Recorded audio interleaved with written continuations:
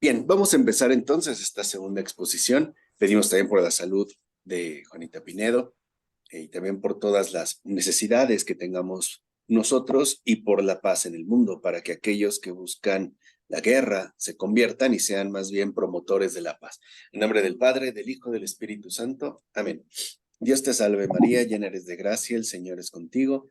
Bendita eres entre todas las mujeres y bendito es el fruto de tu vientre Jesús. Santa Santa María, María, Madre Madre de de Dios, Dios, ruega ruega por por nosotros nosotros, los pecadores, ahora y en la ahora hora y de en la nuestra hora de nuestra muerte. Pascua. Amén. Amén. Gloria al Padre, gloria al Hijo y gloria al Espíritu Santo, Como como era en era en el un principio, es principio, ahora y ahora y siempre, siempre, por los por los siglos de siglos los de los siglos. siglos. Amén. Amén. Ave María Purísima, sin pecado Pecado concebida. En concebida. nombre del Padre, del Hijo, del Espíritu Santo. Amén. Bien, entonces vamos a continuar. Y la vez pasada recordarán que nosotros mencionamos, ahí ya se ve, ¿verdad? Sí, ya. Nosotros habíamos mencionado ya la ocasión anterior de qué manera se aleja poco a poco, ¿no?, la cuestión de eh, Dios, ¿no?, de Dios creador, para dar paso, en todo caso, a una noción de naturaleza que al final termina alejándonos, ¿no?, que al final termina haciendo desaparecer, por decirlo así, esa presencia del creador de todas las cosas. Y empezamos a hablar en términos de una naturaleza genérica que además asumiríamos como un principio activo, generativo y al final como la fuente de todas las cosas, ¿no? Al grado de que hoy en día, por ejemplo, ya podemos a veces reconocer que la naturaleza es como lo único al inicio o lo único con lo que nosotros podemos contar o a lo que podemos apelar. Y les repito que, ya saben, con toda confianza, por favor, si quieren preguntar algo, si quieren comentar algo, adelante. Aquí lo que queremos captar, y esto es fundamental, no más allá del planteamiento un poquito más académico, es que podamos también entender cómo al final se da una ruptura con la verdad, ¿no? Y esta ruptura con la verdad ha sido paulatina, lleva más de 500 años, pero ahorita ya está pues manifestando, ¿no?, las consecuencias de manera más drástica, de manera mucho más tajante, porque hoy ciertamente nosotros vivimos una era de confusión, ¿no?, una era donde todo parece estar revuelto y también estamos llamados en mayor o menor medida a contribuir a que ese error se disipe. Y la mejor manera de hacerlo es entendiendo cómo se produjo. No sé si me explico. Entendiendo cómo se produjo y atajarlo de raíz. O sea, ver que no es una cuestión meramente arbitraria, ni mucho menos, sino que justo, recordarán como el jueves, pues es un alejamiento de Dios paulatino, un alejamiento del Padre gradual que hoy vemos a gran escala cómo nos ha reducido. Entonces, fíjense, ya desde el Renacimiento, ¿no? Siglo XV, se empieza a hablar de una naturaleza como si fuese la fuente originaria de todo lo existente, ¿no? Decimos, esto tiene un origen natural. El ser humano tiene un origen natural, que es también la línea, por ejemplo, de un Darwin, ¿no? O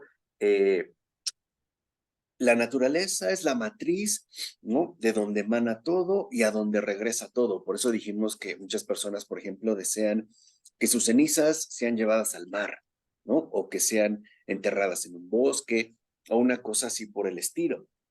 Evidentemente, conforme esto va avanzando, y es ahí donde nosotros nos detuvimos la ocasión anterior, ¿no?, la naturaleza, si bien es cierto, ya se ha convertido en algo fundamental. También es verdad, como nos recuerda Romano Guardini, que la propia subjetividad va a querer tomar su lugar, por la simple y sencilla razón de que no solo hay algo natural o naturalmente dado, por ejemplo, un bosque, sino también algo humanamente hecho. Y esto es llamativo, porque en primer lugar se renuncia a Dios a favor de una noción de naturaleza pagana, ¿no?, y al final, el ser humano quiere ocupar también un lugar destacado. De hecho, va a rivalizar con la naturaleza.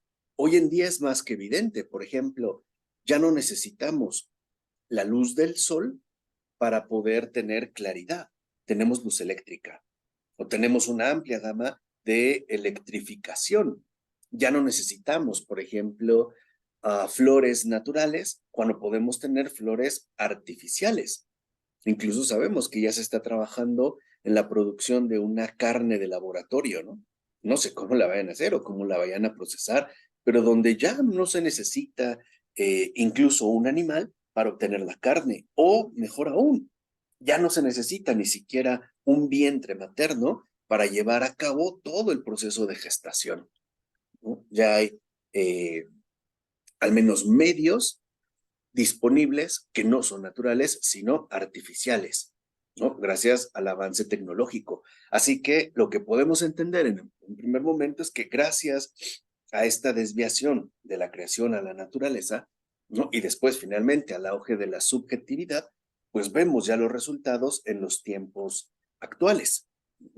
Por eso se va a empezar a decir, y esta es como una misma rebelión, que el sujeto, el individuo humano, no necesariamente remite a la naturaleza, sino que incluso puede fundamentarse en sí mismo, ya que se va a considerar una persona creativa, una persona finalmente original, ¿no? Así pues, la existencia misma del sujeto ya no va a remitir necesariamente a la naturaleza, sino al propio ser humano, ¿no?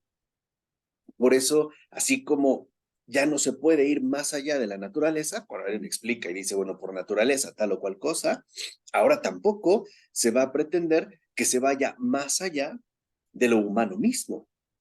Y eso también hoy ya es muy evidente. Por ejemplo, cuando alguien dice yo pienso, o yo opino, o yo sostengo, se asume como un límite que no se puede rebasar, como si fuera lo único indiscutible. Piensen, por ejemplo, hoy en la cuestión de los géneros, ¿no? Una persona se puede autopercibir como una cebra y se considera que es indiscutible porque esa persona lo está afirmando. O sea, está partiendo, pues, de su propia subjetividad. Y se supone que uno no puede discutir con esa subjetividad reinante o dominante, ¿no? Y por ello ahora se va a querer explicar la propia subjetividad desde sí misma y por sí misma, ¿no? A partir de hablar de la subjetividad sobresaliente. Los individuos que en definitiva destacan por algo en particular, ¿no? Pensemos, por ejemplo, la naturaleza puede hacer o formar un árbol precioso, pero a lo mejor un ser humano puede hacer una escultura extraordinaria. Entonces, aquí lo que vemos es que el propio sujeto humano empieza a rebelarse contra la propia naturaleza, es decir, contra la propia creación, porque ahora quiere ser reconocido por sus propias obras, por las obras que lleva a cabo, ¿no? Ya no quiere ser, por ejemplo, remitido a una naturaleza omniabarcante. Ahora quiere que se le reconozca como algo al final autónomo, algo independiente incluso de la naturaleza misma, ¿no? Esto en la cuestión del arte, recuerden la vez pasada, la imagen que nos compartió Edgardo, no sé si alguno de ustedes tiene más o menos cercanía con el arte o por lo menos con lo que llaman arte contemporáneo, o si tienen una idea de esta, por ejemplo, pintura abstracta. ¿Alguno de ustedes? Bueno, yo soy diseñadora gráfica, Mm. pero sí, también, bueno, pero el, ay, ya se me olvidó, ¿cuál es la pregunta? De que si tenían alguna familiaridad con el arte contemporáneo, el llamado arte abstracto. Pues, mm, pues sí lo tengo, pero realmente yo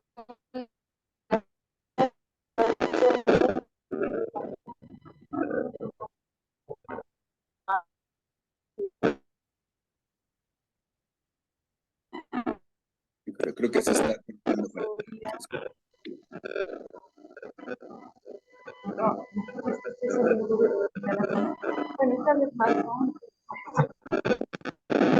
Y no se escucha.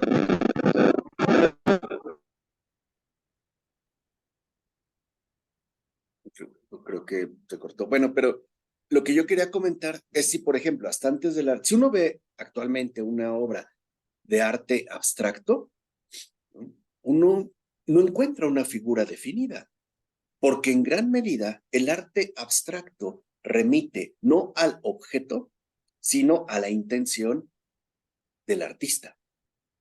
La obra, el arte contemporáneo nos habla del propio artista. Por eso no vemos, por ejemplo, una pintura llamada naturalista. Eso en el arte es muy común y esto ya se va a ver reflejado en el expresionismo del siglo XVIII. Los expresionistas ya no quieren seguir a la naturaleza como norma establecida, sino que ahora quieren ellos implementar sus propios criterios y lo van a hacer a través, en particular, de la insistencia en el color. Rompen pues con las reglas, con el llamado arte clásico, naturalista, y poco a poco se van a centrar en las técnicas. ¿Y quién aporta la técnica? Pues el propio artista. En este caso, por ejemplo, el propio pintor. Por eso ya en el siglo XIX, ¿no? Con el impresionismo y avanzado el siglo XX, comenzarán las llamadas vanguardias. El surrealismo, eh, el postimpresionismo, etcétera, etcétera. Las vanguardias se caracterizan por las técnicas utilizadas por el propio sujeto, en este caso por el propio artista, y porque ya no hay una referencia a la naturaleza como tal. Hoy en día, si por ejemplo vemos una obra de arte contemporáneo, no entenderíamos nada y tampoco podríamos hacerlo porque esa obra, ¿no? Habla de algo o bien que el artista pensó, que el artista supone o que el artista quiere establecer o hacer transmitir, pero ya no es algo claro. Por eso el arte contemporáneo se ha vuelto críptico, porque nos habla de la intención misma del creador, cosa que antes no sucedía. ¿Qué pasó, Edgar?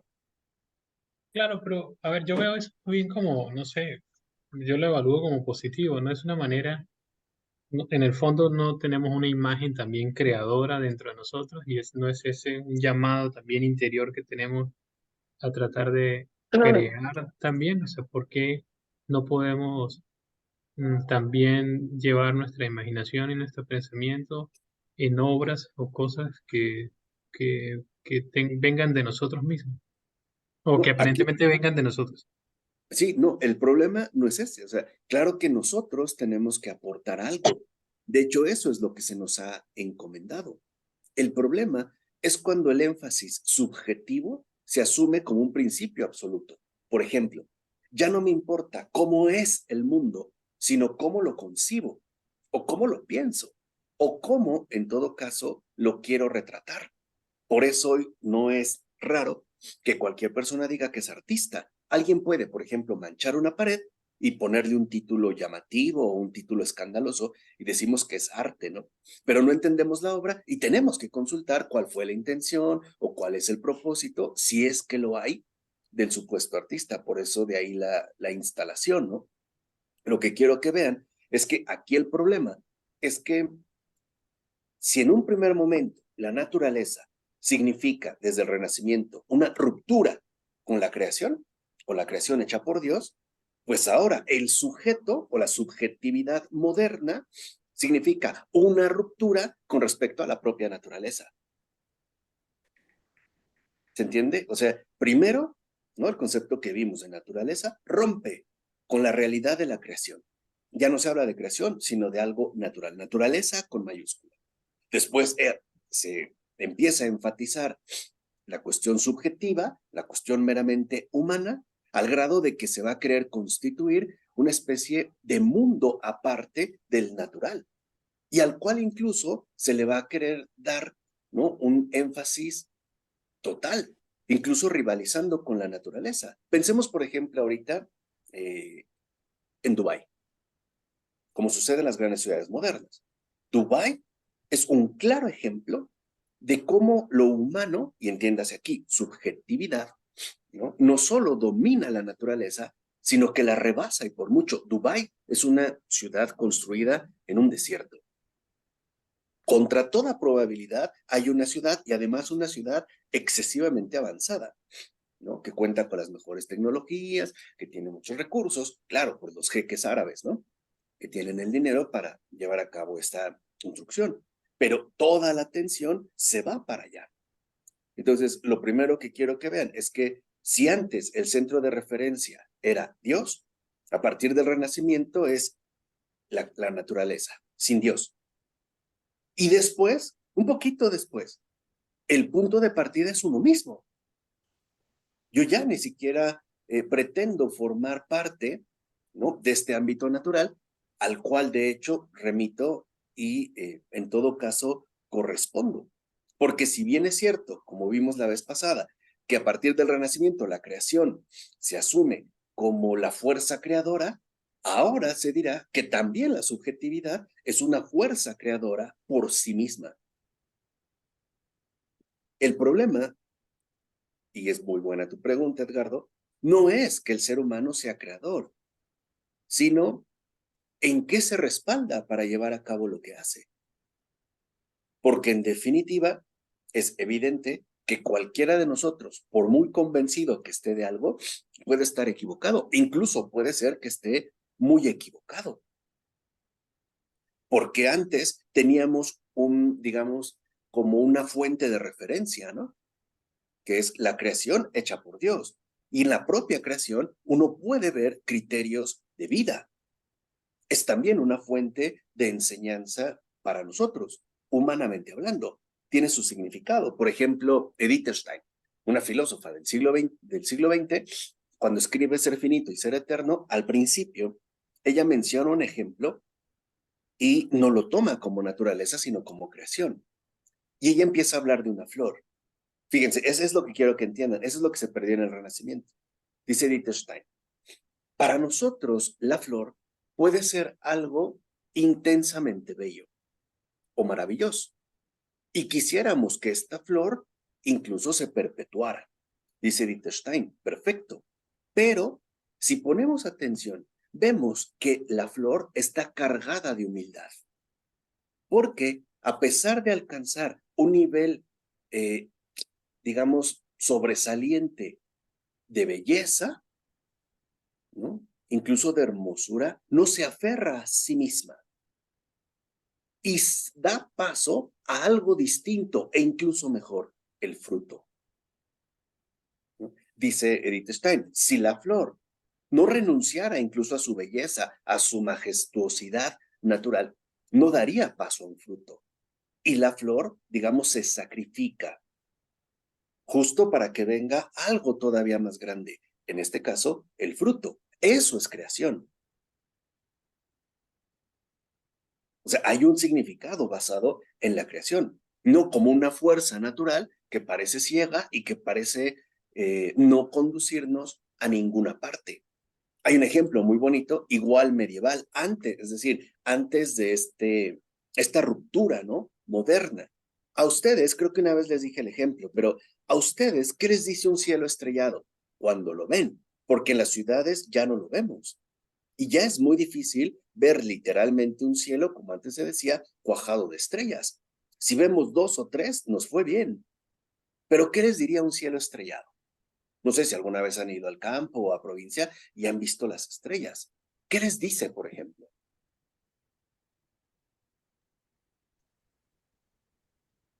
Bueno, cuando la veo, lo que generalmente pienso es cómo lograban guiarse por ella a través del mar, ¿no? O sea, lo usaban como navegación. O sea, yo si no tengo ya mi GPS, no llego, pero ni a la tienda de la esquina. Claro, Cuesta, cuesta. pero no vemos Pienso más. eso. O sea, lo que quiero que entiendan es esto. Podemos ver un cielo estrellado y decir, ay, qué bonito, pero ¿por qué lo vemos como una especie de naturaleza neutra que nos puede generar una sensación, pero que no nos transmite una enseñanza profunda? Para un medieval, la cosa era muy distinta. Para un medieval, un cielo estrellado era un consuelo. Fíjense, un consuelo habitual, porque un cielo estrellado les recordaba lo siguiente. Aunque en esta vida tengamos momentos difíciles, momentos complicados, incluso, ¿no?, llenos de oscuridad, siempre tenemos pequeñas lucecitas que nos acompañan e incluso a veces puede aparecer una luz todavía mayor como la luna. Y para ellos la lección era clara. Aún en los momentos más difíciles, nunca estamos solos. El cielo estrellado era una lección diaria de esperanza. Porque aunque veamos a veces que no hay luz y no sabemos qué hacer o para dónde dirigirnos, el Señor nunca nos deja en tinieblas. Nos deja pequeñas lucecitas en una cantidad incontable. Como el Señor se lo recordó a Abraham, ¿te acuerdas? Voy a hacer de ti un pueblo numeroso como las estrellas del cielo. Cuéntalas si puedes. Siempre tenemos esas pequeñas lucecitas. Es decir, nunca estamos a oscuras. Hoy en día, un moderno que ve nada, ve un espectáculo visual agradable, le toma a lo mejor una foto o graba un video y se acabó. Esta pérdida de sentido, de riqueza, de significado, proviene de lo que estudiamos la vez pasada. Por eso nosotros tenemos que enmendar las cosas. Es lo que les dije, ¿no? Pues estos espacios formativos, creo que ustedes ya lo han comprendido, no son irrelevantes. Tenemos, de cierta manera, un plan de acción. ¿Por qué? Porque la evangelización de estos tiempos no puede servir el banquete si primero no limpia los platos sucios y repone los rotos. Tenemos que enmendar los caminos. Y esto significa que tenemos primero que entender cómo llegamos aquí y cómo es que en efecto se va a poder reparar. Hoy, por ejemplo, si una persona ve un cielo estrellado, dirá, ay, mira qué bonito, pero no le dice más. Para un medieval no era así, porque para nosotros la naturaleza es una fuerza neutral, sí, en efecto, productora, pero no más. O sea, no vemos la naturaleza, y entiéndase aquí la creación, también como una lección diaria de parte de Dios hacia nosotros, como la flor y el fruto. Hoy vemos cómo hay personas que les da miedo perder su belleza, quieren permanecer como flores. Y por eso vemos personas mayores, ¿no? Que van a cirugía para tratar de mantener una especie de eterna juventud, algo que resulta imposible. No quieren, no quieren ese sacrificio para algo mejor. Yo también he escuchado a muchas mujeres jóvenes que no quieren embarazarse por una sencilla razón. Les va a echar a perder el cuerpo. Literalmente, no quieren perder la figura. Y por eso el embarazo es, digamos, lo peor que les podría ocurrir. Y podemos decir, bueno, es por vanidad, pues en parte, ¿no? Pero también tiene que ver con toda esta serie como de referentes o imaginarios en los que estamos colocados. Si nosotros no conocemos estos imaginarios, no podemos entender cómo está viviendo la gente. Y además, tampoco sabremos qué decirles o qué darles como respuesta. Entonces, si nosotros volvemos a integrar la experiencia de la creación, también podremos recomponer nuestro contacto o encuentro con Dios, en primer lugar. Y también reconocer que nosotros, como sujetos, somos criaturas que tenemos una peculiaridad especial. Es verdad, por eso hablaremos de persona más adelante, pero que también nosotros necesitamos orientación y necesitamos guía, porque si no nos podemos desviar muy, muy fácil. Por eso, ¿no? Ya en el siglo XVI, el propio ser humano se empieza a afirmar como un principio tan válido y definitivo como la propia naturaleza. Ya hay rivalidad. Ya no es lo que la naturaleza hace, sino incluso lo que el sujeto produce. Y aquí está el cambio. Ahora se va a hablar de existencia adecuada cuando el ser humano vive y actúa a partir de sí mismo. Fíjense, ya no se respalda ni en la naturaleza ni en Dios, porque Dios ya quedó fuera de juego. Ya ni siquiera toma como referente la naturaleza. Antes se supone que la naturaleza todavía era un criterio, ¿no? Por ejemplo, podríamos evaluar un comportamiento entre natural y antinatural, como vimos la vez pasada. Ahora ya no, porque ahora el criterio definitivo, pues es el propio sujeto. Es decir, hay una sustitución. Si antes incluso teníamos una norma objetiva, ¿no?, o ética de algo que era bueno por naturaleza, ahora se cambia esta norma objetiva por una norma subjetiva. Yo pienso que, yo considero que, a mí me gusta o incluso yo quiero. Punto. Ahora esa es la validez. A mí no me interesa, por ejemplo, que la naturaleza se manifieste de tal o cual manera. Yo quiero que las cosas sean de este modo. O a mí me parece que funcionarían mejor de esta o de la otra manera, ¿no? Es el auge, digamos, aquí ya sí, radical, permíteme, de la eh, subjetividad, ¿no? Y esto es algo delicado porque hoy ahí nos encontramos ciertamente todavía encapsulados. Hoy para mucha gente hablar de sujeto o subjetividad o el yo pienso significa hablar de algo incuestionable, algo que no puede criticarse, algo que en definitiva no puede discutirse.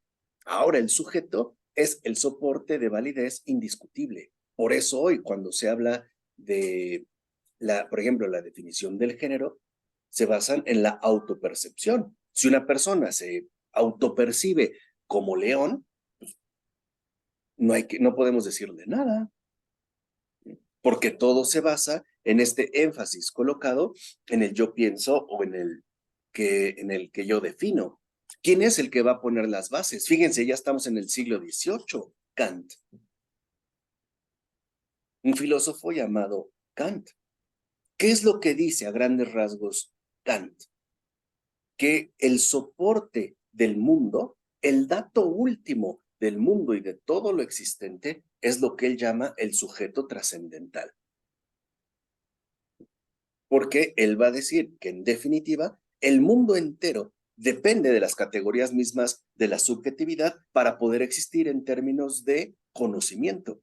Fíjense, por ejemplo, Kant dice, el tiempo y el espacio no existen, son categorías subjetivas. Por ejemplo, para que ustedes puedan, diría Kant, ¿no?, tomar esta clase, ustedes ponen el tiempo y el espacio como categorías de su subjetividad para poder ver simple y sencillamente el ordenador o el teléfono. O sea, el tiempo y el espacio, dice Kant, son algo subjetivo y no es un parecer, sino forman parte de nuestra estructura, lo que él llama trascendental. ¿Qué significa? Que entonces, a partir de Kant, lo único importante es el conocimiento del mundo, porque al final el conocimiento lo hace posible un sujeto. O para reducirlo todavía más, para Kant, y con él va a dar inicio el llamado idealismo, que va a ser siglo XVIII y siglo XIX, sin sujeto no hay objeto. El que pone el tiempo y el espacio como categorías de la misma subjetividad es el ser humano. Y todo, dirá Kant, por eso se reduce al conocimiento, lo que él llama el sujeto epistemológico. Por eso no es casual que él sea el primero en formular de una manera sistemática la noción de autonomía. La palabra autonomía significa propia ley. Autos, propio, nomos, ley. O sea, para Kant, no necesito una ley heterónoma que rija lo que yo soy. Eso, al final, ¿no?, depende de mí. Soy yo, pues, ¿no?, el que configura el mundo, el que lo hace accesible y en términos de conocimiento, que es lo que también se va a conocer como norma de sí mismo y para uno mismo, ¿no? Entonces, aquí lo que vemos es que ya para Kant, la naturaleza ya no es lo incuestionable. Ahora lo incuestionable es la subjetividad, el propio ser humano, la criatura humana. Ese es el centro de todo, lo cual les digo, se reduce en esos términos. Sin sujeto no hay objeto. Pensemos en Lutero. Traten de aplicar un poquito este avance de la modernidad que hemos dado. ¿Por qué Lutero se atreve, en el sentido más literal del término, a hablar de la sola fides, es decir, la fe basta? ¿Por qué rompe con la tradición? ¿Por qué rompe con la iglesia? ¿Por qué rompe con el magisterio? ¿Y por qué rompe con todo? Porque ya tiene esa noción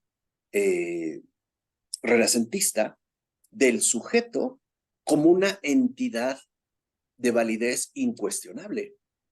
Cuando Lutero dice solo la fe, ¿no? Y la relación directa con la escritura o la lectura de la escritura, lo que está diciendo Lutero es: no necesitamos una autoridad que nos guíe o que nos oriente, no necesitamos que nos enseñen. Nosotros tenemos esa capacidad precisamente porque somos sujetos. Por eso para muchos, y yo coincido, la modernidad no empieza con Descartes, empieza con Lutero. Porque al final el protestante hace recaer, fíjense, todo el peso de la fe en sí mismo, en tu inspiración, en tu elevación, en tu atención, en lo que quieras. Y por eso ya literalmente no se requiere la gracia, porque la gracia sería una asistencia extraña, ajena al propio sujeto, o en términos kantianos, heterónoma. En pocas palabras, con Lutero, la fe se vuelve un asunto solitario. Tú lees la Biblia y listo. No necesitas que alguien te indique o que alguien te guíe o que alguien te oriente. No necesitas tradición.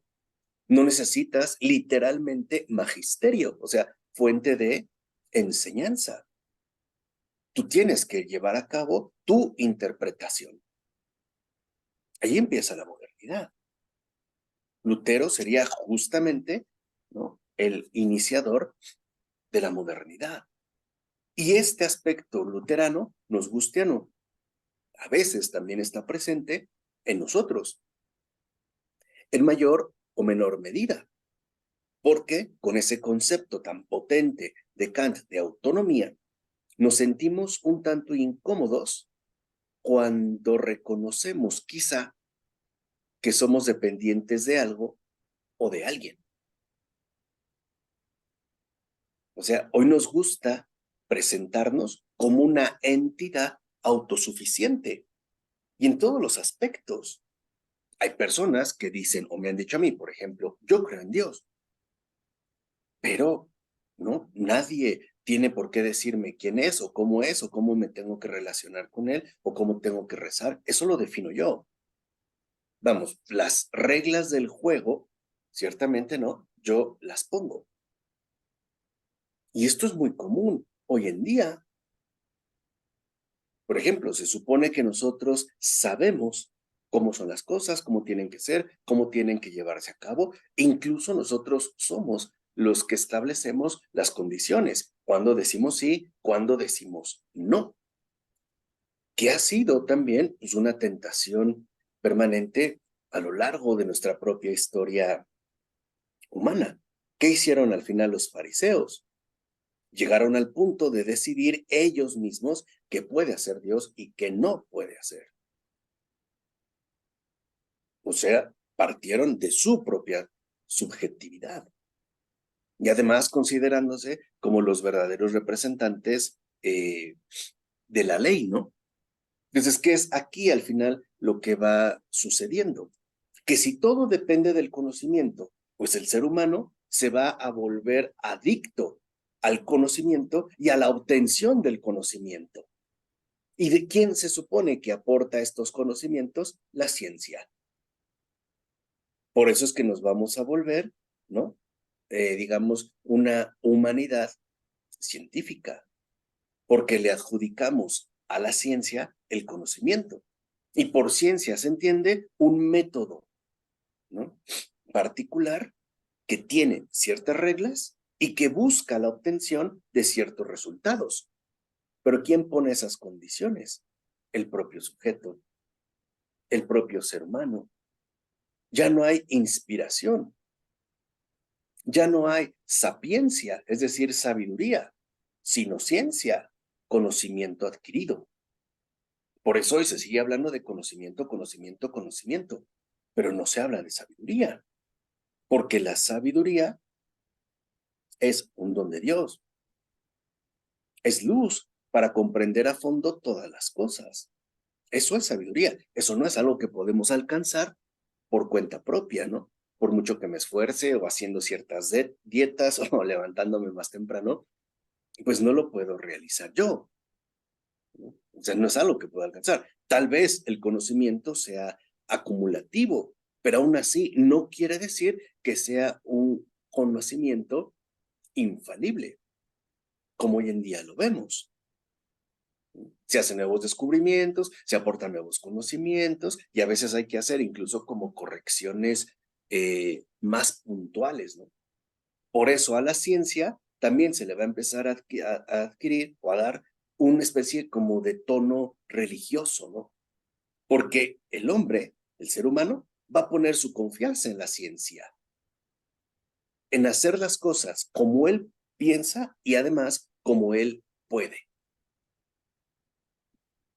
Por eso, repito, ahora naturaleza y sujeto se enfrentan. Creación y criatura humana ya entraron en conflicto. ¿No es lo que hoy en día se destaca en relación al cambio climático? La naturaleza, digamos, no llueve o no da lluvia, pues hay que bombardear las nubes, ¿no? O no sé qué cosas para que llueva. O no produce, pues vamos a hacerla entonces nosotros producir. Ahí ya hay una rivalidad. Y aquí ya tenemos una primera gran lección. Cuando uno se aparta del creador, todo se echa a perder. E incluso la propia creación se va a convertir en una especie de rival que no podemos dejar crecer. En pocas palabras, cuando uno se aleja de Dios, todo se vuelve enemistad. No solo nos enemistamos con la creación, sino que también nos vamos a enemistar entre nosotros mismos, ¿no? ¿Se entiende por dónde vamos? ¿Por dónde va esta desviación? ¿Por dónde va, digamos, este planteamiento o a grandes rasgos este error? Por eso ahora se va a empezar a destacar más la obra humana que la obra natural. Por ejemplo, piensen en una pintura. Si vemos una pintura, nosotros no vemos personas tan pequeñitas. Es cuestión de la perspectiva, ¿no? El cálculo y la habilidad. Y admiramos más un cuadro, ¿sí?, porque es obra humana que una incluso realidad natural en cuanto tal.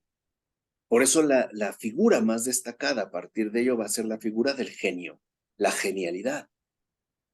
¿Quién es el primero que va a querer tomar este papel? Da Vinci.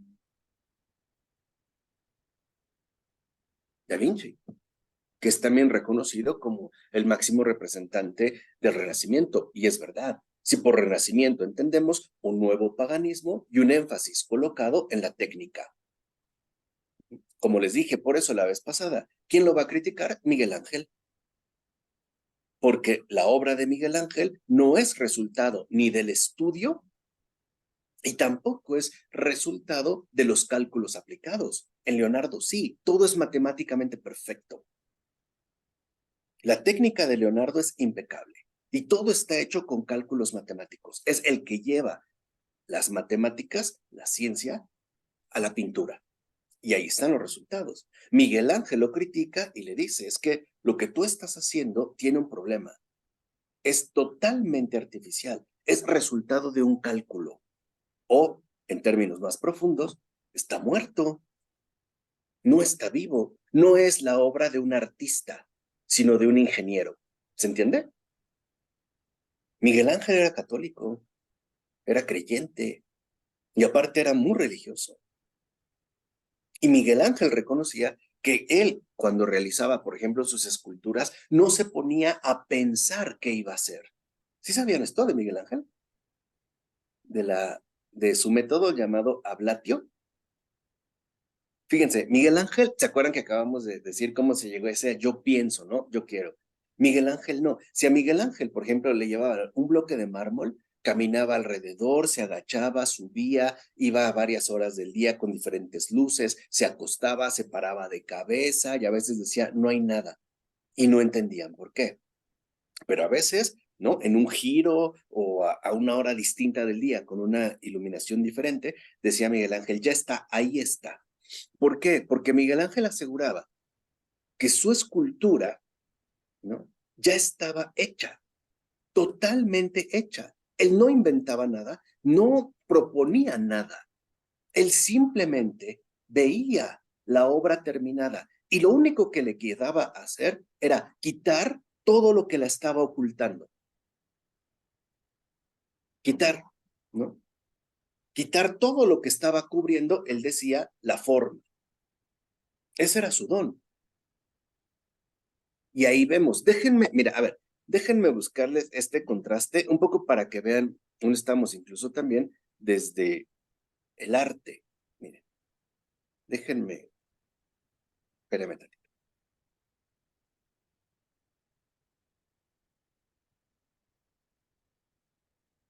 Oh. Ahí siguen viendo el PowerPoint, ¿no? Sí, señor. Bien, permíteme, déjenme.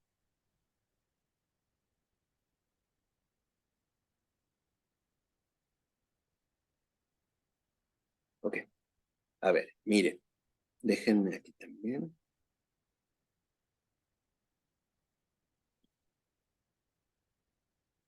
Déjenme ahora dejar de compartir esto para que vean. Hola, Livia, bienvenida. Fíjense, para que vean esta diferencia.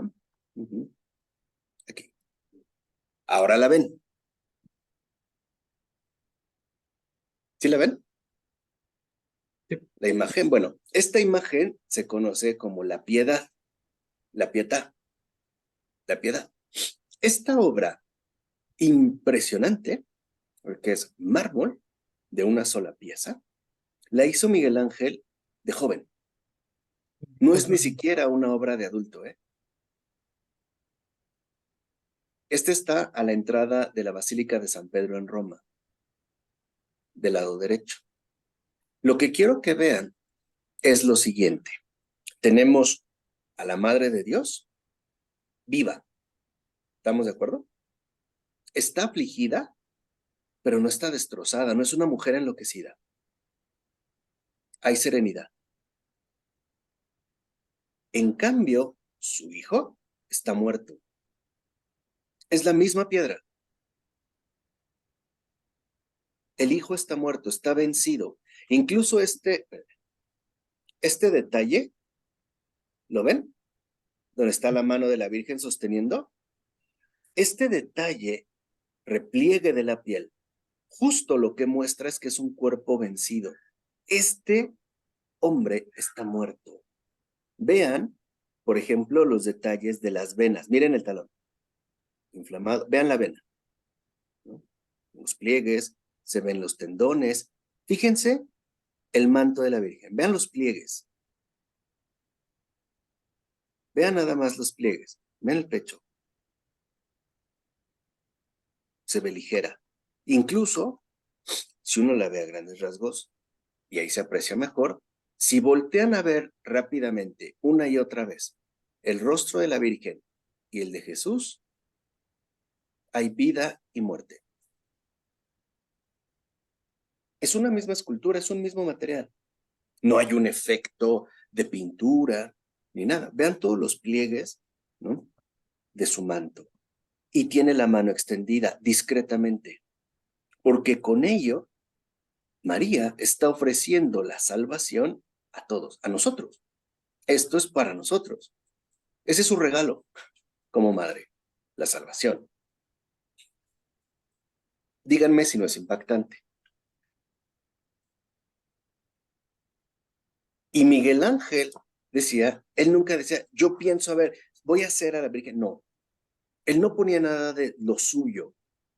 Él no era nada subjetivo. A Blatio, él veía la piedra y era como empezarle a quitar, a quitar, a quitar, a quitar, a quitar, a quitar, hasta que sacara la forma. Pero él decía, la obra ya está hecha, no es mía.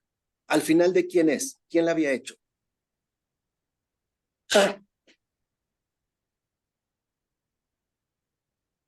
¿Quién la había hecho? La inspiración del Espíritu Exacto. Santo. Esa es la inspiración. La inspiración viene de algo que yo no produzco. Por eso era un inspirado. Y ese era el sentido antiguo. Ahora fíjense, por ejemplo, si nosotros este,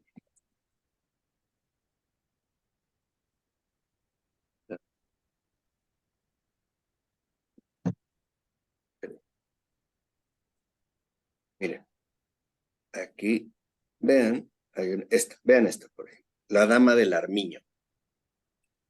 Esta. ¿Sí la ven, verdad? ¿Sí la ven? Sí, claro. Miren, la técnica, oh, ¿qué está pasando? Miren, si vemos, la técnica es impecable en Da Vinci, ¿no? Se ve el vello, las cuentas, la uña, ¿no? Pero, a diferencia de Miguel Ángel, si ponen atención, parece que esta mujer no respira, como si hubiera aguantado la respiración. ¿Lo notan? Vean bien el rostro, como si lo hubiera... Pero esto es un cuadro, esto no es Es un cuadro. escultura.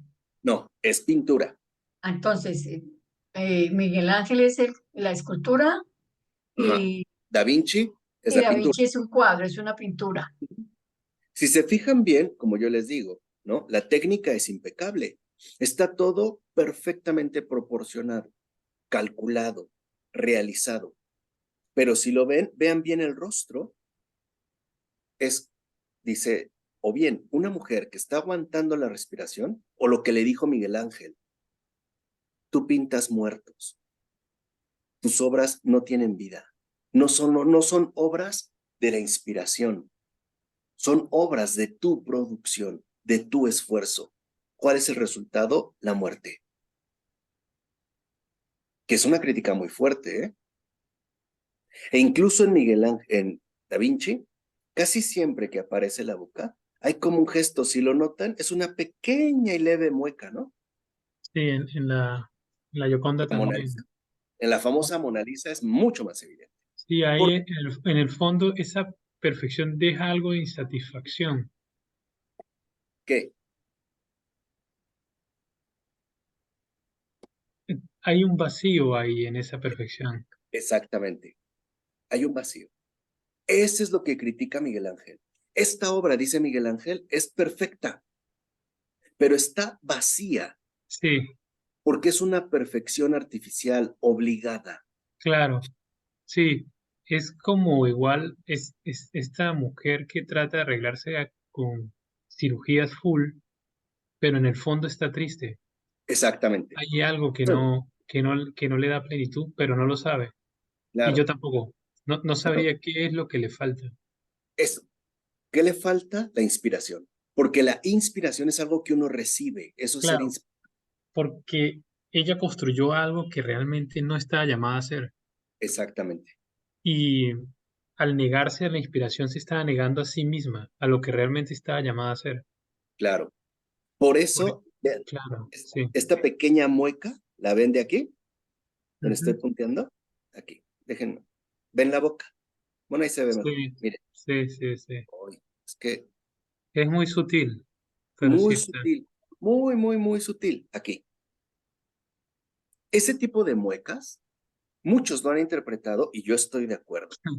En que ese tipo de mueca, sutil, apenas perceptible, es un desprecio de lo humano y real y muestra la arrogancia de Da Vinci de decir, yo soy un creador. Me burlo, pues, de la gente real. Mis obras son mejores. Mm. Puede parecer muy sutil, apenas, ¿no? Perceptible, pero ahí está. Y si se fijan, ahora vámonos a la más famosa, la Gioconda, llamada Mona Lisa, que es un cuadro bien pequeñito. Déjenme ver. Sí la ven, ¿verdad? Bueno, miren, la famosa Mona Lisa. Si ustedes lo ven, igual no tiene nada realmente sorprendente. O sea, no es algo que uno diga, ay, wow, ¿no? Lo que quiero que se fijen es en esa expresión un tanto burlona. Y los románticos del siglo XVIII, cuando hablan de la sonrisa de Mona Lisa, encuentran que es una risa diabólica. Y no lo estoy diciendo yo. Es una risa de burla y desprecio por lo creado, por lo hecho por Dios. El humano ahora rivaliza con el creador y lo desprecia. Otra vez, vean esta mueca aquí. Sutil, apenas insinuada. Y de ahí se van a inspirar los llamados románticos oscuros o los románticos satánicos. Hablarán de la sonrisa de Mona Lisa. Florensky también va a decir que esta es una risa de burla y desprecio por lo creado. Es como si Da Vinci le dijera a Dios, tus criaturas son basura, las mías son admirables.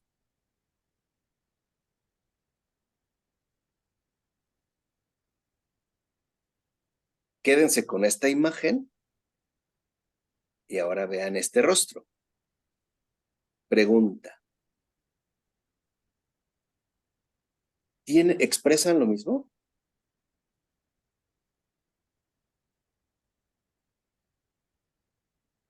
Son incluso notablemente diferentes, ¿no? Totalmente distintas. Esto que acabamos de ver en términos de arte es justo la gran rebelión moderna. El ser humano va a querer rivalizar incluso con el creador y con la naturaleza. Y así como Da Vinci se volverá burlón y dirá, lo mío es mucho mejor. Yo puedo hacer cosas mejores. Por eso vemos, por ejemplo, incluso en términos de frutas, los llamados híbridos o los perros. Sabemos que la mayoría de razas de perros son cruzas humanamente hechas, hasta alcanzar ciertas características, hasta alcanzar ciertas cualidades o hasta llegar, por ejemplo, al human design contemporáneo, donde es, ¿no?, literalmente el diseño de un ser humano a la carta. ¿Qué color de piel te gustaría? ¿Con qué ojos? ¿Qué habilidades? ¿Qué tono de voz? Etcétera, etcétera, etcétera. Esa es precisamente la rivalidad que se desata. ¿Se entiende? ¿Se entiende aquí lo que hay en juego, digamos, lo que se desata? Y por eso no va a ser casual que a partir de Da Vinci se destaque más la técnica del artista que el contenido mismo de la obra. Ahora todo cae en el sujeto. Todo remite al sujeto. Ya lo demás no pierde relevancia. Todo va al sujeto. Por eso también se le va a empezar a hablar al sujeto como alguien creador. El creador, el creador, ¿no? Y como dice Guardini, el obrar humano comienza a sustituir la obra divina de la creación del mundo. Y este es el doble movimiento. El primero, el mundo pierde su carácter de creación y se convierte en simple naturaleza.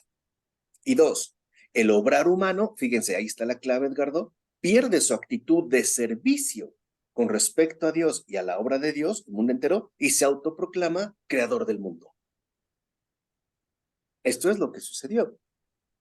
Y precisamente para que se pueda ver de manera palpable e indudable la condición creadora del ser humano, del sujeto, se va a hablar de cultura. Y por cultura se entenderá una obra humana exclusivamente.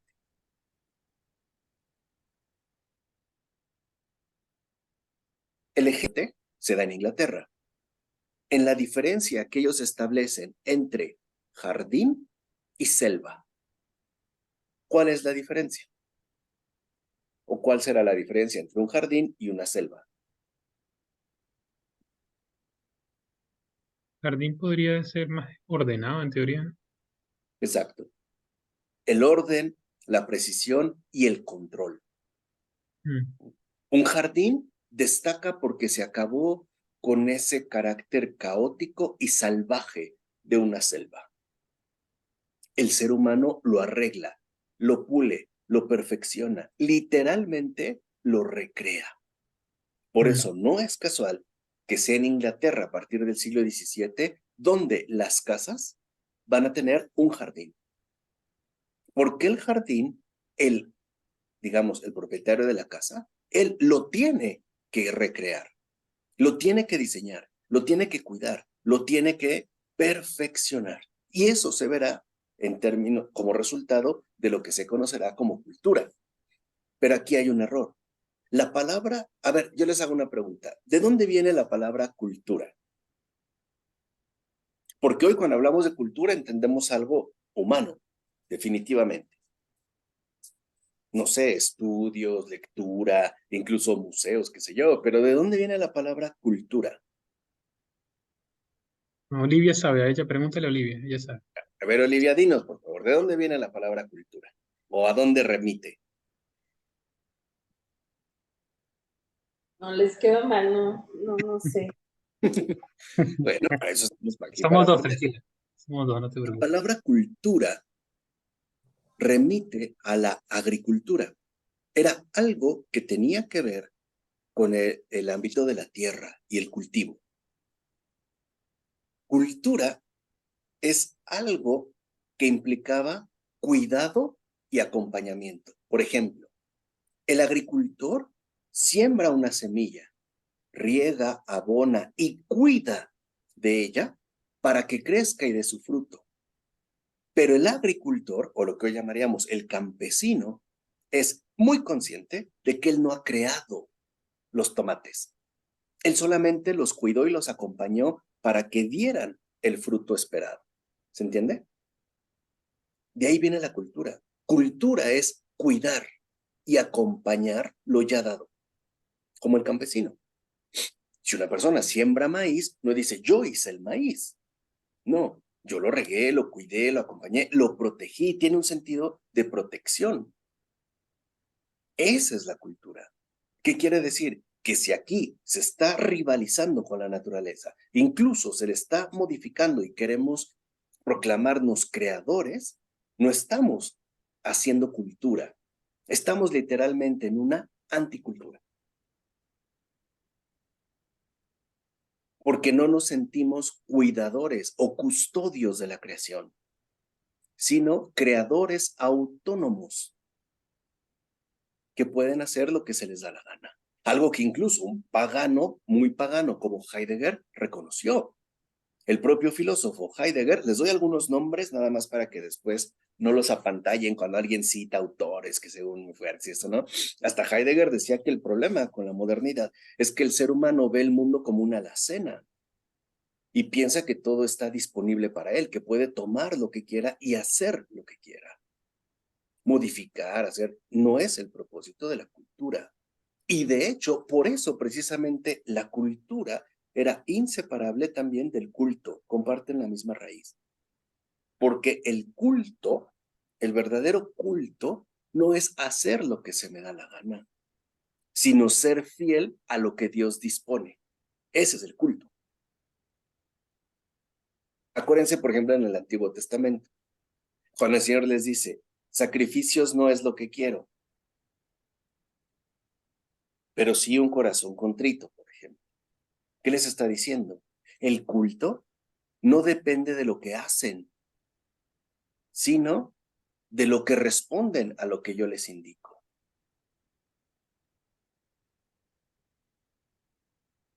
¿Se entiende? ¿Por qué no se puede consagrar con Coca-Cola, por ejemplo?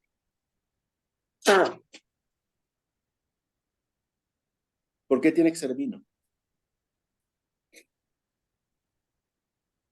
¿Por qué no puede ser con agua de Jamaica o con Gatorade? Porque así lo dispuso el Señor, ¿no? Tomando el vino, dijo, por eso, ese es el culto. Si alguien dijera, pues a mí no me importa. Si el Señor dijo que vino, yo lo quiero hacer con Gatorade o con una bebida energética para estar más a la onda en el tiempo actual, rompe el culto. Ya no está en el culto. Porque ya no es fiel a lo que se le ha indicado. ¿Se entiende? ¿Sí se entiende aquí lo que queremos decir? Y es que para uno a veces es difícil creer algo donde hay tantas reglas, pero en el fondo uno sabe que las reglas son importantes. Bueno, yo por ejemplo tengo algunas aficiones a los videojuegos y si no hubiese reglas en los videojuegos no podrías divertirte con los demás, porque necesitas ciertas reglas para poder avanzar, eh, recrearte. O sea, si no hubiese las reglas en los juegos, cualquiera hiciera lo que quisiera y no pudiera ser divertido, ¿no? O no pudiera mm, llenar realmente, ¿no? Simple y sencillamente no sería un juego. Yo también soy súper fan de los videojuegos, ¿no? Y me encantan, somos generación X, ¿no? Al final, de los videojuegos. Y uno de mis sueños es tener la Play 5, la PlayStation 5, por ejemplo, ¿no? Pero aquí podemos definir algo importante. ¿Qué es cultura? Hacer del mundo lo que Dios quiere. Eso es cultura. No lo que el humano dispone. Por eso vemos cómo a partir del Renacimiento el ser humano pone manos a la obra para conformar el mundo entero de acuerdo a su voluntad. Y eso en definitiva no es cultura. Es empeño humano. Es desastre. ¿Hoy lo estamos viendo o no? Contaminación, hacer esto, ¿no? Alimentar las cosas de esta manera, de esta otra, etcétera, etcétera, etcétera. O sea, ahora ya al final, ¿no?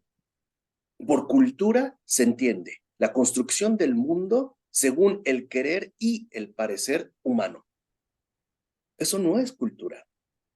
Eso es anticultura, es ir en contra de la cultura, es negar la propia cultura.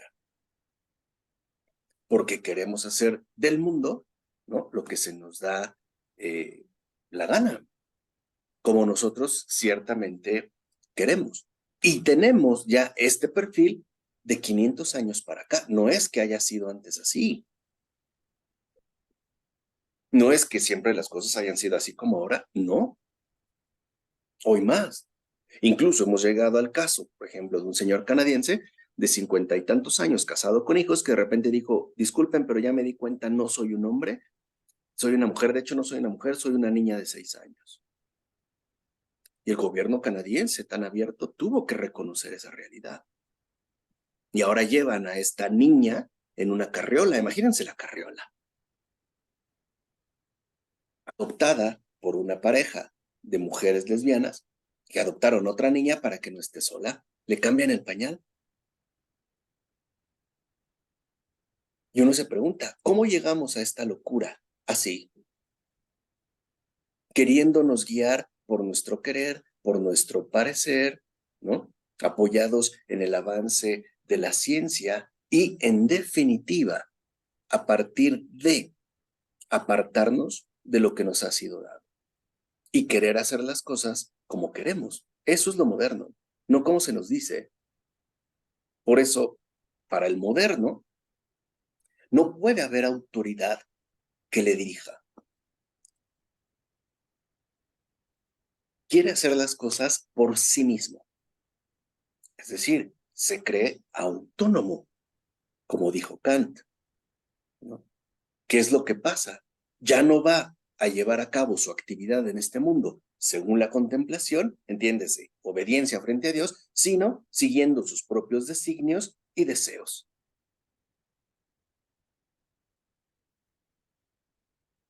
¿Qué va a provocar? Que entonces, por cultura, autoproducción humana, ¿no? Se alía con la ciencia y entonces se pasa a lo que llamamos técnica. ¿Qué hace la técnica en sentido moderno? Conformar de nuevo, según la voluntad humana, lo ya dado, o sea, lo creado por Dios. Eso se entiende por técnica. Por ejemplo, cuando se hablaba de la concepción in vitro, o donde hay vientres artificiales para llevar a cabo todo el proceso de gestación. Es lo que se entiende por técnica. Hacer de lo ya dado, de todo lo creado, algo, ¿no? Hecho o rehecho por la pura voluntad humana. Entonces, ¿qué es aquí? Espérame tantito, ¿no?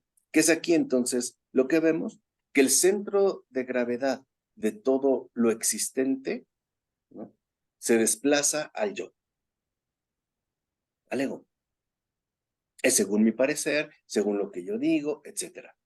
¿Cómo se ve la naturaleza? Como una especie de materia, una especie de plastilina, ¿no?, a la que podemos moldear como se nos dé la gana, es decir, según nuestra voluntad. Y por eso se va a hablar de transformar la naturaleza en cultura. O sea, en ¿no?, en este rehacer lo dado según el querer y el parecer humano.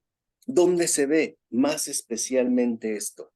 En la revolución industrial y en la aparición de las grandes ciudades modernas. La construcción de los edificios a gran escala, de las industrias, la cuadriculación de las calles, de las avenidas. Y ahora ya sabemos que incluso la calidad de vida de un habitante de ciudad es mucho más baja que la de un habitante de provincia.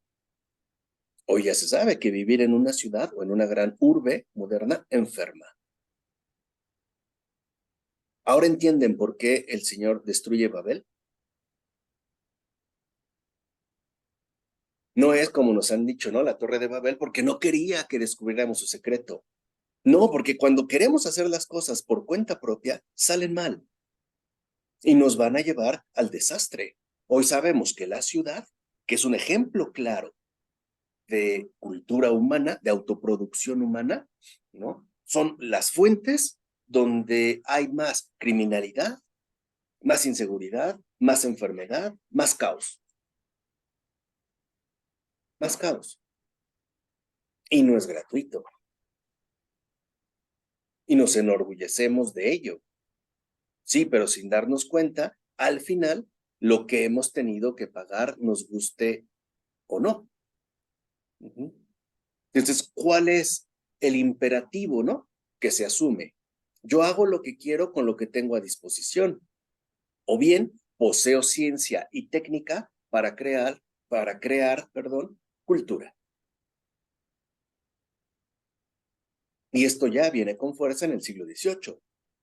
Por eso no va a ser casual que en esta misma línea, por ejemplo, ¿no?, en poco tiempo está ahí en las revoluciones sociales a mediados del siglo XIX, hasta llegar al siglo XX y las dos grandes guerras mundiales. En bien poco tiempo, cosa que antes jamás había sucedido y no había posibilidad de que sucediera. Porque el respaldo o el sustento era diferente. Hoy hemos querido hacer las cosas como el hijo pródigo, como se nos da la gana, y hemos acabado muy mal. Y francamente, no parece que vaya a mejorar, ¿no? Hoy la gente dice, híjole, como que se ha puesto muy feo. Nosotros que somos más o menos contemporáneos, bueno, ustedes son más jóvenes, ¿no? Yo que cuando era niño, por ahí de 1600 y algo, 1615, ¿no?, era diferente. O sea, yo no he entendido que hay un deterioro cada vez mayor. ¿Por qué? Porque al final, lo único que aceptamos es lo propio, lo que hacemos. Y con el gran respaldo de la ciencia y la técnica para seguir adelante.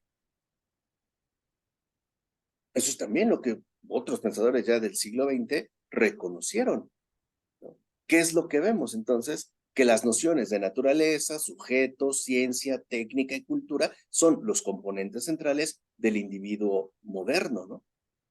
Por eso no es casual que entonces se introduzca la noción tan moderna de progreso. ¿Y qué se entiende por progreso? Avanzar según los cálculos y las construcciones humanas. Por eso se va a empezar a hablar, ¿no? Con énfasis de progreso. ¿Hasta aquí alguna pregunta, alguna duda? ¿No? Un poco para que vean por dónde va el recorrido, o todo está quedando muy, muy claro. Juanita, ¿tienes una pregunta o vi un dedo por ahí?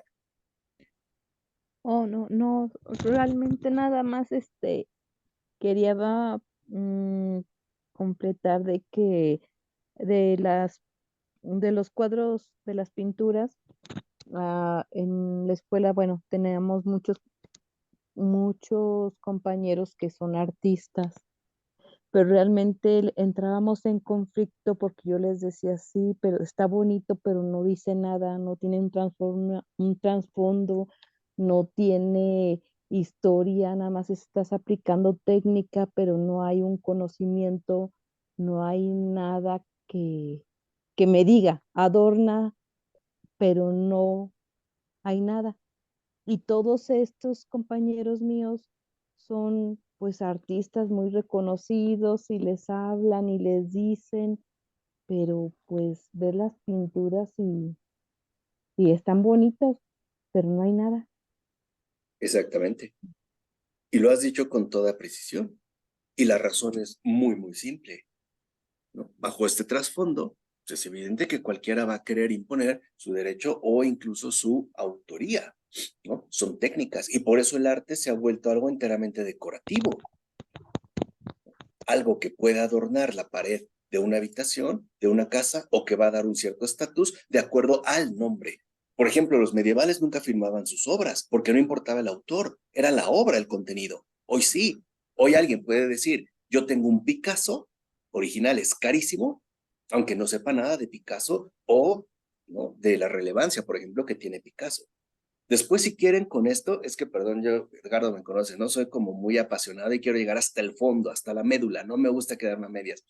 Pero con ello hasta me dan ganas de darles un curso sobre estética, o más bien, ¿no? Ay, sí. La desaparición del arte, sobre cómo se introduce lo diabólico en la literatura, hasta en dónde empieza y dónde llega, para que vean esa, digamos, como contraparte, ¿no?, desde la literatura, y también, sobre todo, insisto, en la cuestión del arte, cómo se pierde, cómo se perdió.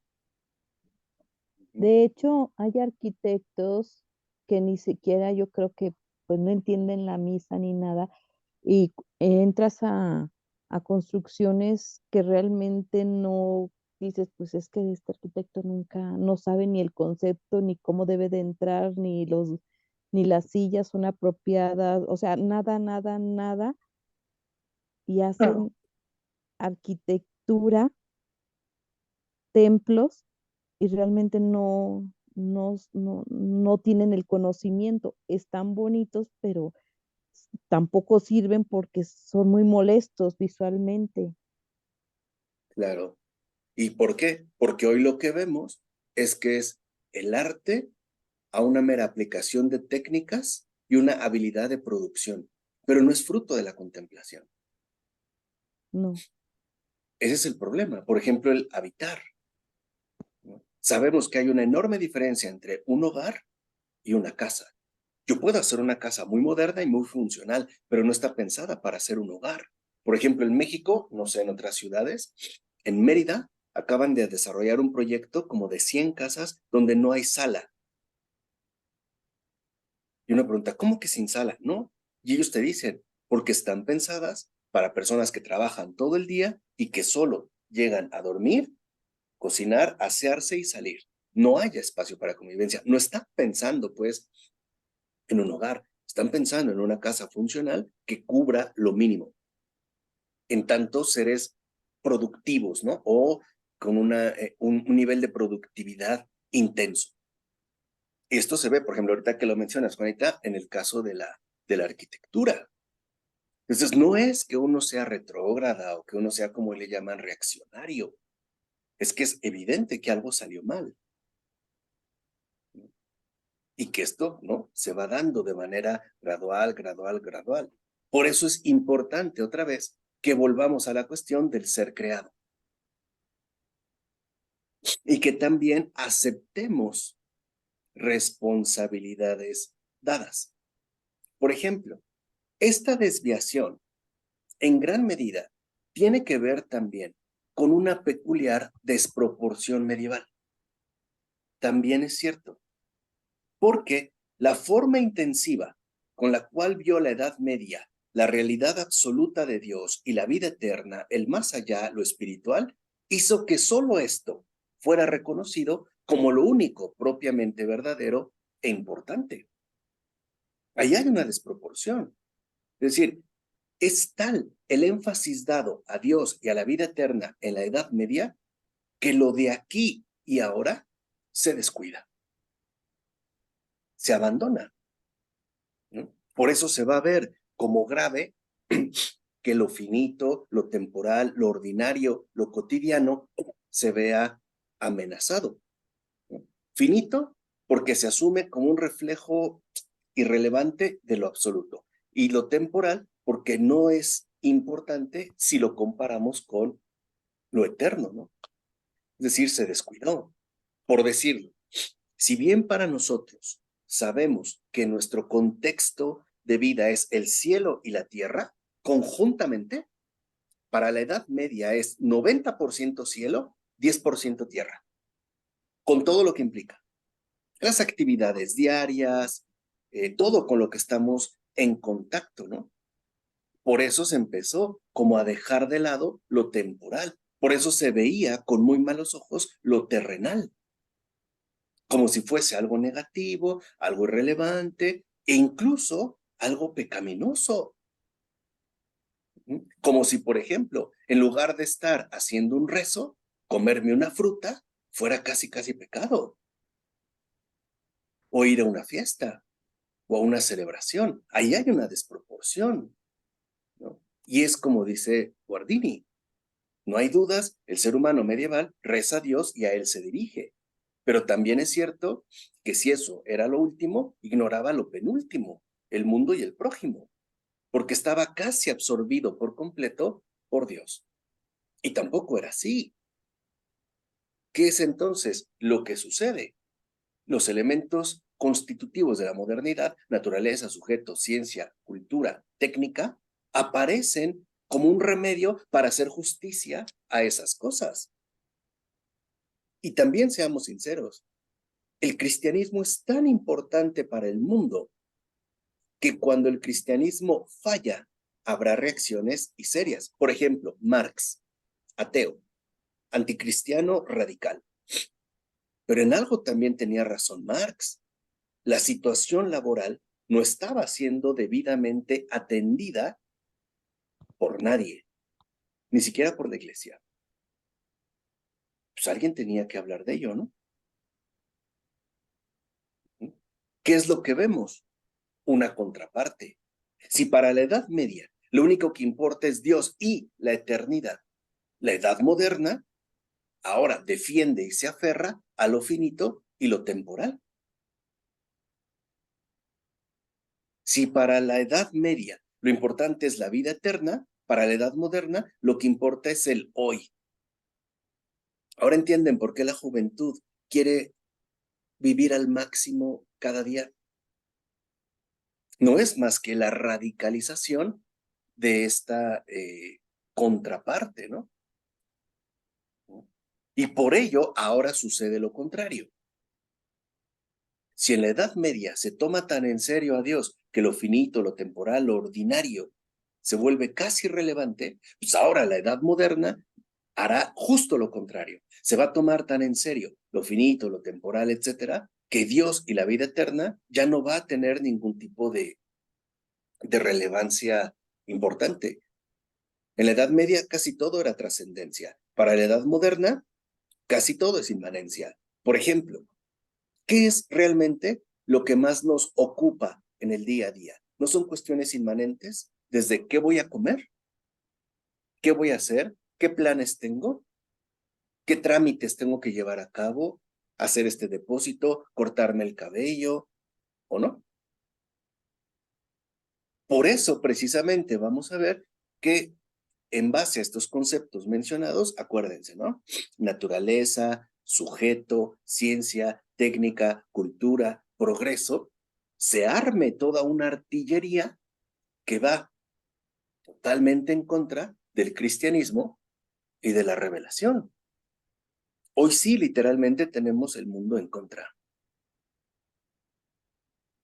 Tú dile a un joven que no se preocupe por su peso.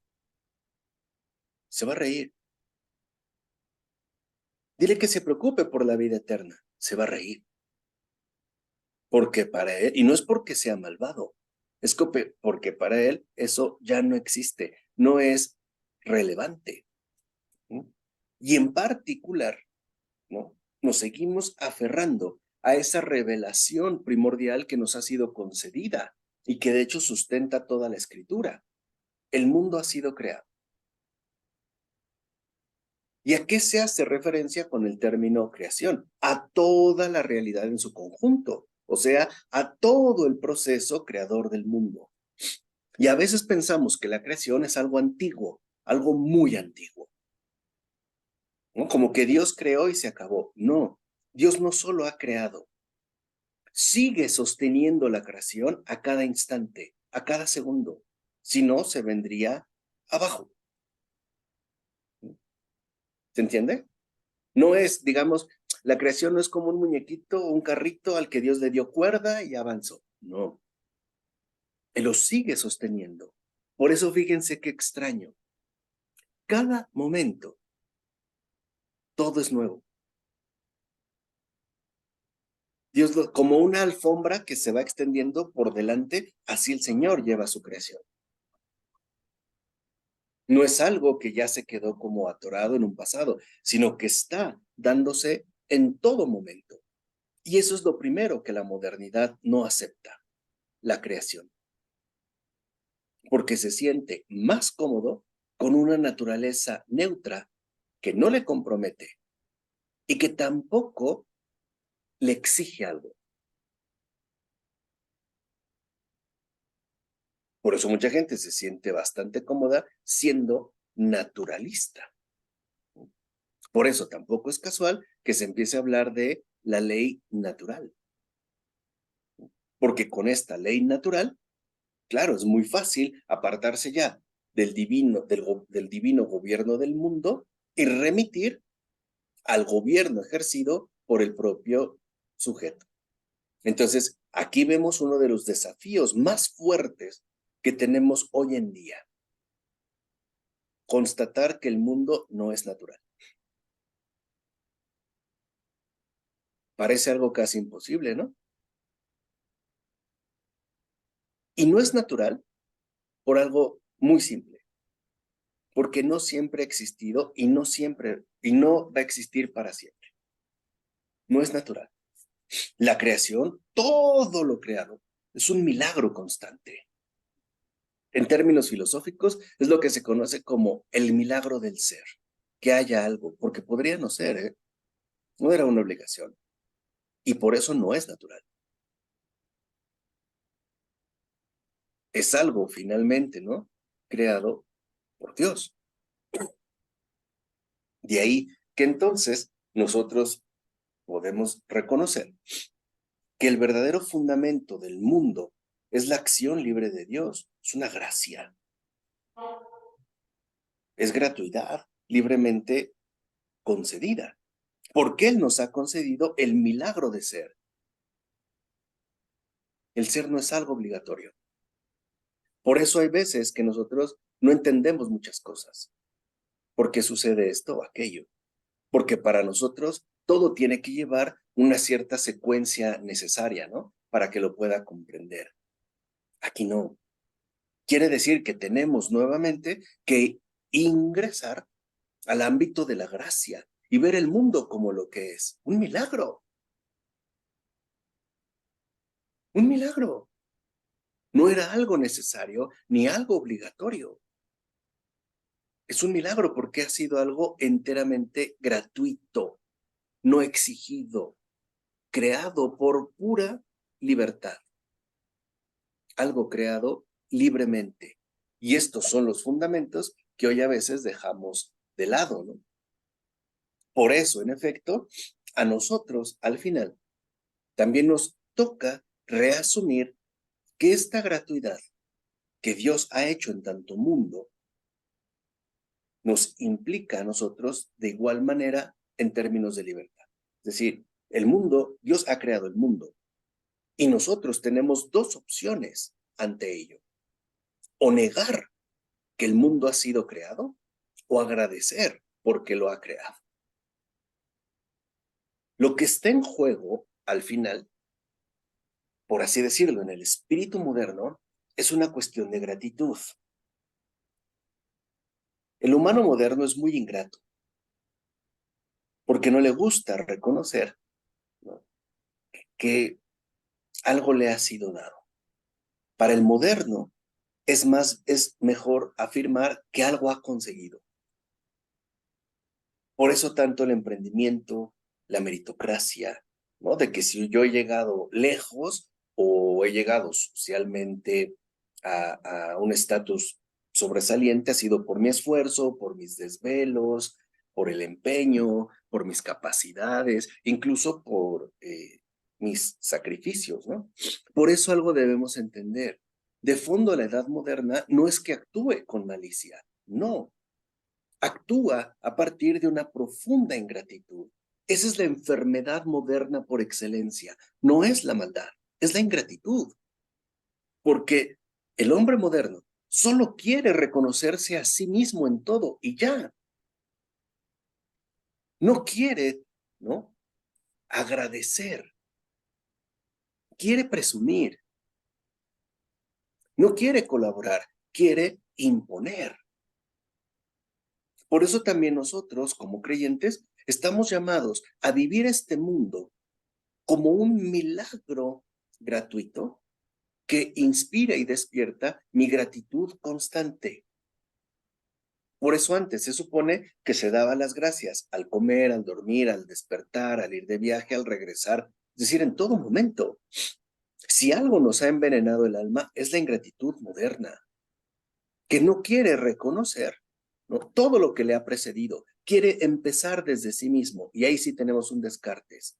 Descartes asume como la base de su filosofía el yo pienso, y el propio Descartes lo afirma. No voy a tomar en cuenta lo que hayan dicho otros, no voy a apelar a la tradición, no hay pasado, todo comienza a partir de aquí y ahora conmigo, de mí, yo pienso. Y entonces vamos a construir el mundo. No es que Descartes haya sido malo, es que ya era profundamente ingrato, es decir, profundamente moderno. Lo mismo en Lutero. Yo estoy convencido que en Lutero no había malicia, o no en el grado en el que podemos suponer. Lo que sí había y en exceso era ingratitud. Porque una persona ingrata termina convirtiéndose en una persona soberbia y arrogante. En un Da Vinci no hay gratitud, hay presunción de su técnica. Da Vinci presume. Por eso se burla, ¿no? Miguel Ángel no. En Miguel Ángel no hay presunción, hay reconocimiento de algo que en definitiva él no ha fabricado. Entonces, aquí lo que a nosotros no nos toca, al menos en gran medida en estos tiempos, es ver que el ser humano no es un simple sujeto productor o autoproductor, es respuesta a la llamada que Dios le dirige en este mundo. Eso significa ser humano.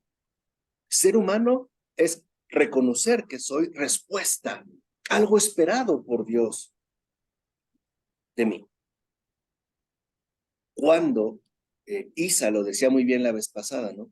Cuando vemos que un ser humano se ha degenerado y se ha bestializado y se ha convertido en una porquería, es justamente porque no ha querido asumirse como respuesta a la llamada que Dios le dirige en este mundo, sino que ha querido hacer lo que Él quiere, lo que Él ha decidido y como Él ha querido. Por eso se degenera. Y otra vez, lo que vamos a encontrar siempre de por medio es la ingratitud. Y aquí cambia. Lo que importa no es la cultura, la actividad creativa, y ojo, Edgardo, no creadora del ser humano. No es cultura, es servicio. Nosotros estamos llamados a servir al Señor en este mundo, responder a su llamada. Eso es lo que me hace humano, no otra cosa. Cuando el ser humano quiere seguir sus criterios, su voluntad, su preferencia, etcétera, se degrada, se deshumaniza. Hoy no vemos nuestra vida como un servicio, sino que lo vemos, ciertamente, como una imposición, incluso como una monstruosidad. Y si nosotros queremos, en la medida de lo posible, romper con ese hechizo, al menos debemos de recuperar dos cosas. La primera, una sincera gratitud por todo lo existente, volvernos a maravillar de lo que Dios ha hecho. Y dos, no seguir empeñados en producir, sea lo que sea, sino en servir. Porque el servicio es justo la base más principal de la vida humana. Si un ser humano no asume su vida como servicio, se va a convertir en un destructor. Se va a deshumanizar.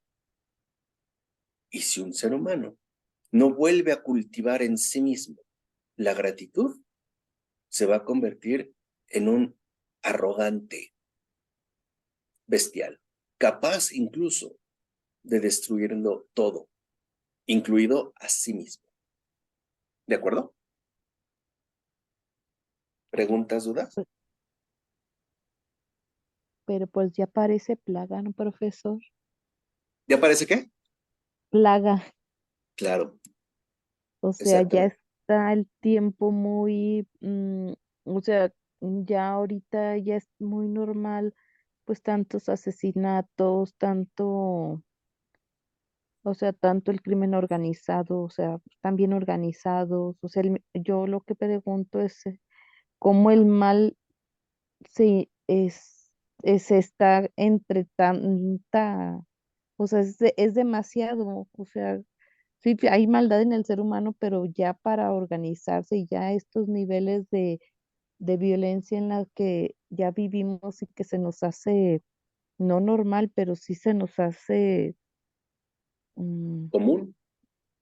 exactamente, o sea, a dónde llega, o sea, ¿por qué tanto es demasiado matar, o sea, o en este caso aprovecharse de los demás? Todo esto ya, se me hace que ya son niveles ya de maldad muy grande, ya hay un mal muy extremo.